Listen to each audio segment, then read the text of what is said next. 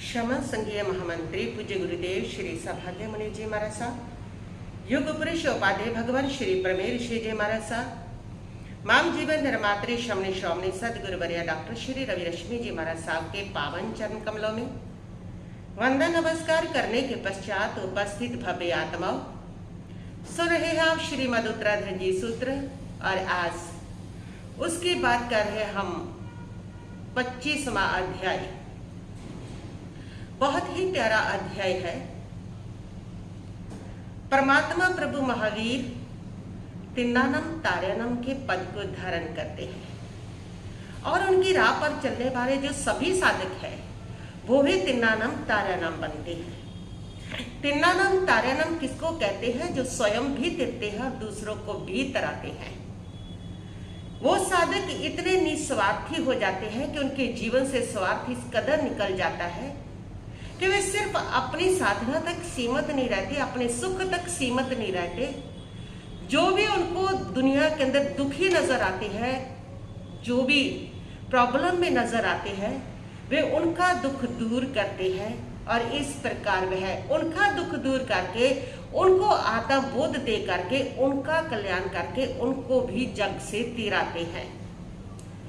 जब व्यक्ति स्वार्थी होता है, उसकी साधना में स्वार्थ रहता है, तब वह स्वयं तक सीमित होता है कि बस मुझे मेरा कल्याण हो जाए बहुत है। लेकिन जब वो निस्वार्थ हो जाता है, जब स्वार्थ उसके अंदर से निकल जाता है, तब मात्र अपना सुख नहीं देखता, उसका जो सुख है वो इतना फैल जाता है कि विश्व में जहां पर भी, पूरी धरती पर जहां पर भी कोई दुखी लोग हैं, वे उसको बोध देने के लिए पहुंचते हैं। और ऐसे ही परमात्मा प्रभु महावीर के साधकों को हम देखते हैं कि वे गोचरी के बहाने से वहां पर पहुंच करके उन लोगों को धर्म बोध देते रहे हैं। और भगवान महावीर स्वामी का जो समय था वो समय था जिस समय यज्ञों का बहुत ज्यादा जोर था और उन यज्ञों के अंदर जो निरपराध जीव है, उन जीवों को, पशुओं को होम दिया जाता था, निर्दयता पूर्वक मार दिया जाता था, जिंदों को ही आग में डाल करके जला दिया जाता था, उनके करण पुकार को सुना नहीं जाता था। और इसको वो लोग धर्म समझ करके करते थे। वो कहते थे कि वेदों के अनुसार जो हिंसा है उसको हिंसा नहीं माना गया है, जो धर्म के लिए की है। और इस प्रकार वह लोग उनको भी दुख देते थे और स्वयं भी पाप कर्मों का वंदन करते थे। और ऐसा उस समय के जो यज्ञ थे, उन यज्ञों में जो मुनिराज थे वह पहुंचते थे और वहां पर जाकर के उनको भाव का यज्ञ, अध्यात्म का यज्ञ करने का बोध देते थे कि किस प्रकार अध्यात्म का यज्ञ करने से स्वयं भी ही आत्मा तृप्ति है और दूसरों को भी तराया जाता है, स्वयं भी सुखी होते हैं और दूसरों को भी सुखी किया जाता है। और हम देखते हैं इसी प्रकार हरिकेश मुनि भी यहाँ रुद्रदेव ब्राह्मण यज्ञ कर रहे, वो वहां पहुंचते हैं। इसी प्रकार हम देख रहे हैं कि यहाँ पर इस 25 अध्याय में जयघोष मुनि भी जब उनका भाई यज्ञ कराए तो वो वहां पर पहुंचता है और पहुंच करके उनको बताता है कि आध्यात्मिक यज्ञ क्या है, किसको ब्राह्मण कहते हैं, सही में धर्म क्या है, हिंसा का फल क्या है, वो सारा कुछ उनको बताता है। और इस प्रकार उस समय जितने यज्ञ थे उन यज्ञों को बंद किया गया था। इस प्रकार बहुत सारे जीवों को उनको अभयदान दिया गया। बहुत सारे जो लोग थे इस पाप से विरत हुए थे और यही कारण था कि उस समय जो धर्म था, जो जिन शासन था वो बहुत फैला हुआ था। उस समय बहुत सारे जो ब्राह्मण थे, बड़े बड़े विद्वान ब्राह्मणों ने इसमें दीक्षा ली और बहुत ज्यादा धर्म की प्रभावना की, जिन शासन की प्रभावना की। बड़े बड़े राजा महाराजा इस प्रकार इस शासन के अंदर आए थे और जो हिंसा इतनी फैली हुई थी, उस हिंसा को मिटाना कोई आसान नहीं था। लेकिन इस प्रकार उन साधकों ने वहीं पर पहुंच करके उनको बोध दे करके उन हिंसाओं को, हिंसा वाले यज्ञों को बंद करवाया था। लेकिन आज हम सब ये नहीं करते हैं। आज हम मात्र जो प्रवचन है, जो आध्यात्मिक प्रवचन है, वो अपने स्थान पर करते हैं और उन्हीं लोगों को, जो लोग प्रतिदिन सुन रहे हैं, उन्हीं लोगों को जिन्होंने अपने नियम प्रत्याख्यान ले रखे हैं, उन्हीं लोगों को। लेकिन आज हम वो नहीं कर पा रहे। इस प्रकार तिन्नानम तो है, तार्यानम इस प्रकार नहीं बन पा रहे कि जहाँ कहीं हिंसा हो रही है, यहाँ पाप हो रहे हैं, यहाँ जो लोग हैं जीव पीड़ित हो रहे हैं, कि हम सब वहां पर पहुंचे और वहां पर पहुंच करके उनको सच्चा बोध दिया जाए, उनको सच्चा ज्ञान दिया जाए, उनको उसका महत्व बताया जाए। इन सब से हम बहुत पीछे हट गए। यही कारण है कि आज हमारा जो धर्म है वो उस प्रकार फैल नहीं सका है। यही कारण है कि हम सीमित होकर के रह गए। जब भी हम स्वार्थी बनेंगे तो हम सीमित हो जाएंगे, और जब भी स्वार्थी बनेंगे तब ही जो जिन शासन जो धर्म होता है वो फैला करता है। तो आज हमारे अंदर ये स्वार्थ तो आ ही गया कि मैं अपना कर लूँ, यहाँ पर बता दूँ, आगे की हमें कोई चिंता नहीं है। लेकिन उस समय जितने भी साधक होते थे वो भी, और जितने शावक होते थे वो भी इसी प्रकार उन लोगों को बोध देते थे। यहाँ पर उनको बोध नहीं होता था, ये उनकी परम करुणा होती थी। जब करुणा से हृदय अपलावित हो जाता है उस समय वह जो व्यक्ति है उसके चरण रुकते नहीं है, उस करुणा से बंधे हुए उसके चरण वहीं पर पहुंच जाते हैं। यहाँ पर किसी को पीड़ा में देखते हैं, किसी को तकलीफ में देखते हैं।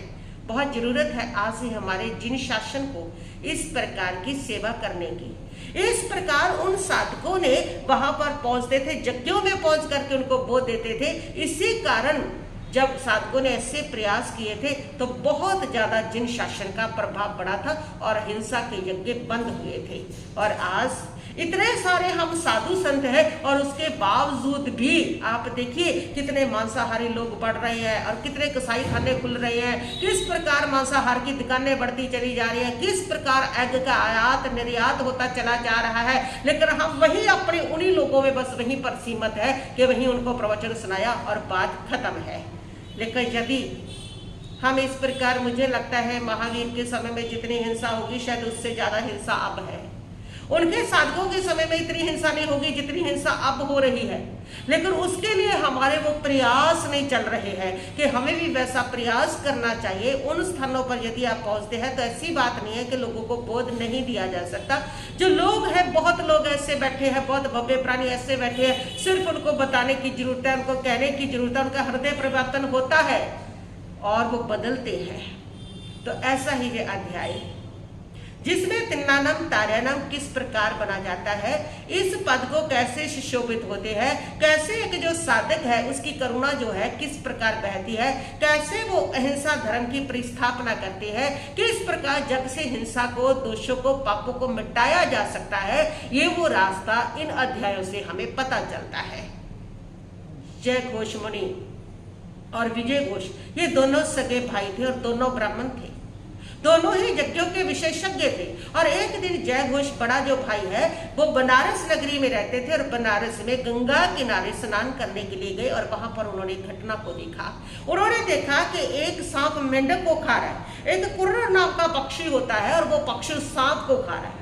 तो उनको ये देख करके संसार की असारता नजर आई कि यहाँ कौन किसका है। निर्बल को हर कोई दबा रहा है, मृत्यु से कोई भी नहीं बच पा रहा। हमें लग रहा था कि मेंढक मार रहा है, शेर बलवान है, लेकिन शेर के ऊपर भी मौत तो बैठी हुई है, तो मृत्यु किसी को नहीं छोड़ती। बस इस घटना से उनको विरक्ति हो जाता है और वो वापस घर नहीं लौटते, आगे को निकल जाते हैं साधना करने के लिए। और आगे जाकर के उन जिन शासन का उनको सहयोग मिलता है और सुयोग मिलने से वो संत बन जाते हैं और साधना में तत्पर हो जाते हैं, मास कमल के पार में करते हैं। और वो साधना करते करते एक दिन उनके मन के अंदर आता है कि ये कल्याणकारी मार्ग है, ये ऐसा सच्चा आध्यात्मिक यज्ञ है, आत्मा का यज्ञ, और अपने भाई को भी मुझे इस रास्ते पर लाना चाहिए। और ये सोच करके वो बनारस में आते हैं और उनका पारना होता है, पारने के बहाने वो पहुंचते हैं। उनका भाई विजय घोष यज्ञ कर रहा है, उस यज्ञ के अंदर जब वो पहुंचते हैं तो वो उनको पहचानता नहीं है, कपड़े बदल गए तो उनको कोई पहचान नहीं आ रही है, इसलिए वो ध्यान से देखता भी नहीं है। और वो पूछता है क्यों आया है। वे कहता है कि मैं ऐसे मुनि हूँ और मेरा मास कमन का पारना है, मैं गोचरी लेने के लिए आया हूँ, जो भी आपके यहाँ बना उसमें थोड़ा लेने के लिए आया हूँ। और वो कहता है कि यहाँ तुम्हारे लिए नहीं है, जाओ यहाँ से आगे जाओ, ये सारा तो मैंने ब्राह्मणों के लिए तैयार किया है, ये सारा तो मैंने वेदों के जानकारों के लिए तैयार किया है, ये सारा तो उनके लिए है जो स्वयं भी अपना कल्याण करते हैं, दूसरे का कल्याण करने में समर्थ है, उनके लिए है, ये तेरे लिए नहीं है। वे कहता है कि वह तो ठीक है, लेकिन तुम वेदों की बात करते हो, तुम यज्ञों की बात करते हो, पर तुम्हें तो वेदों का मुख कौन सा है वो बताओ, अगर पता है तो। वेदों की जानकारी रखते हो, यज्ञों का मुख कौन सा है और नक्षत्रों का मुख कौन सा है, धर्म का मुख कौन सा है, कौन है जो दूसरे का और अपना कल्याण कर सकते हैं, उद्धार कर सकते हैं, कौन है वो, तुम उसको जानते हो तो मुझे बताओ। उनका मतलब कोई गोचरी लेना नहीं था।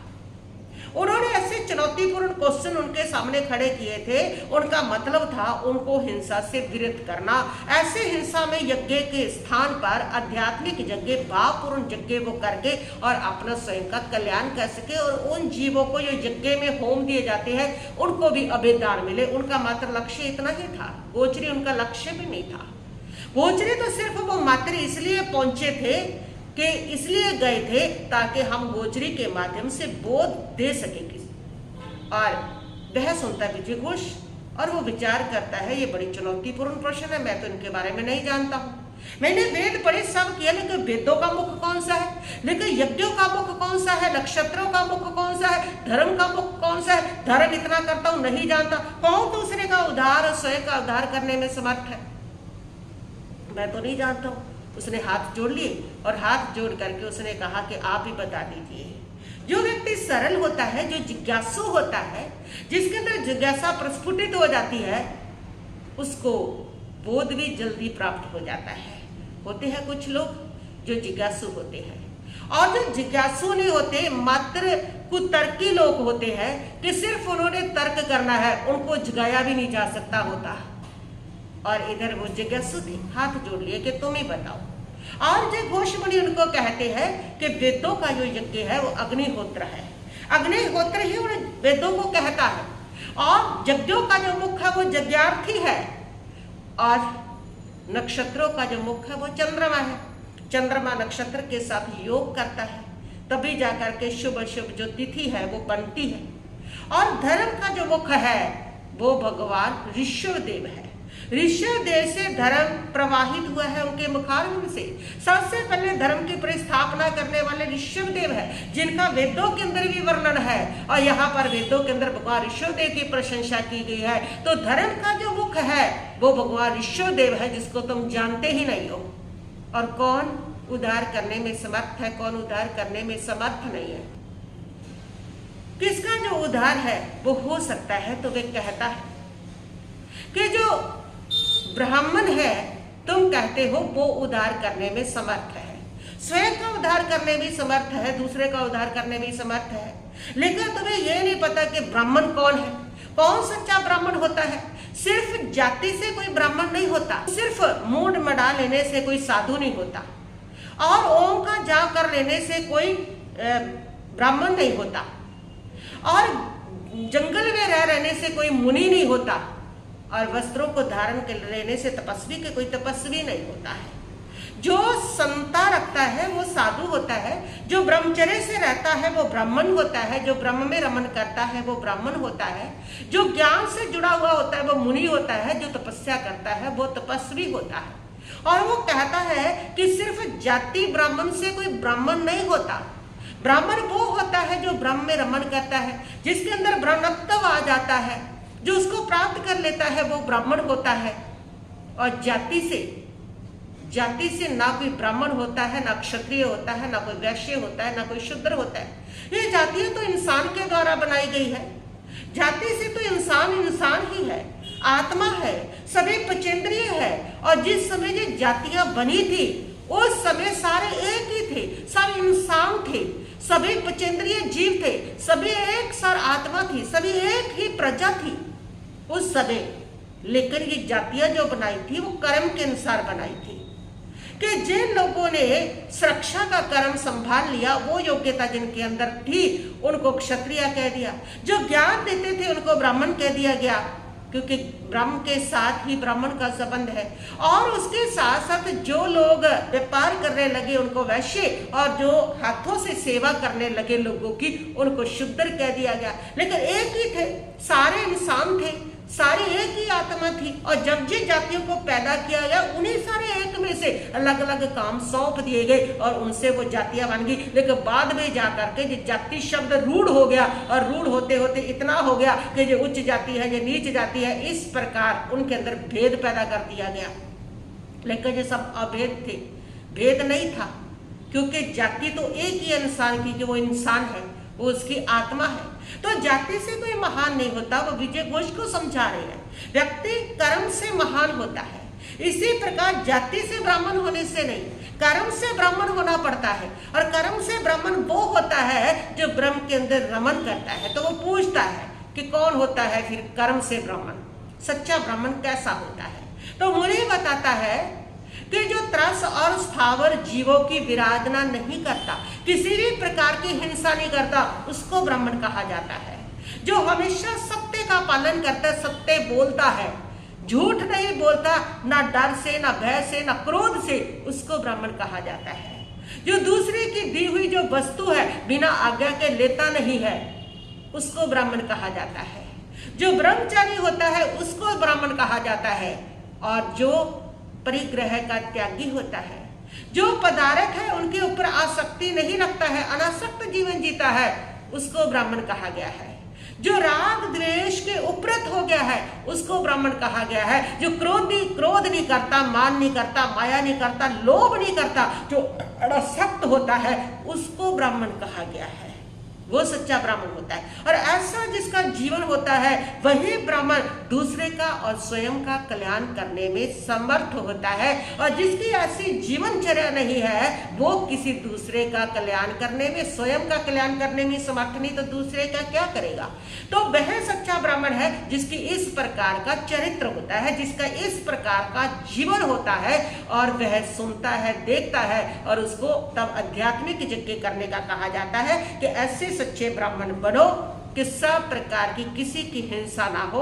और यज्ञ ही करना है तो अपने भावनाओं का आध्यात्मिक यज्ञ करो। तो इस प्रकार बहुत सारा जब वो उपदेश सुनता है तो वो श्रद्धा से उसके चरणों में गिर जाता है, और गिर करके वो विजय घोष जो है जयघोष मुनि को कहता है कि आप गोचरी लीजिए, मेरी श्रद्धा है, आप कुछ ना कुछ लीजिए। तो वे मुनि कहते हैं कि मैं गोचरी के लिए नहीं आया था।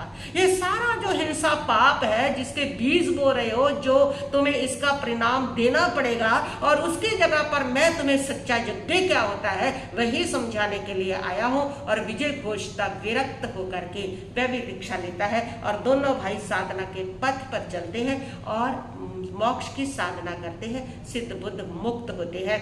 तो ऐसा ये अध्याय है जिसके अंदर परमात्मा ने सच्चे यज्ञ की बात की है कि सच्चा यज्ञ कौन सा होता है। आध्यात्मिक यज्ञ करे, सच्चा यज्ञ करे, ऐसा यज्ञ करे जिसके माध्यम से किसी को भी तकलीफ ना हो, किसी को भी पीड़ा ना हो, किसी भी प्राणी को अपनी जान न गंवानी पड़े। इस प्रकार का यज्ञ ही सच्चा यज्ञ होता है। और इस प्रकार जिसका जीवन चरित्र होता है वही सच्चा ब्राह्मण होता है। और ऐसा सच्चा ब्राह्मण ही आपका कल्याण के लिए काम आता है, आपका कल्याण और उद्धार कर सकता है। तो इस प्रकार का ये अध्याय है। ओम शांति शांति।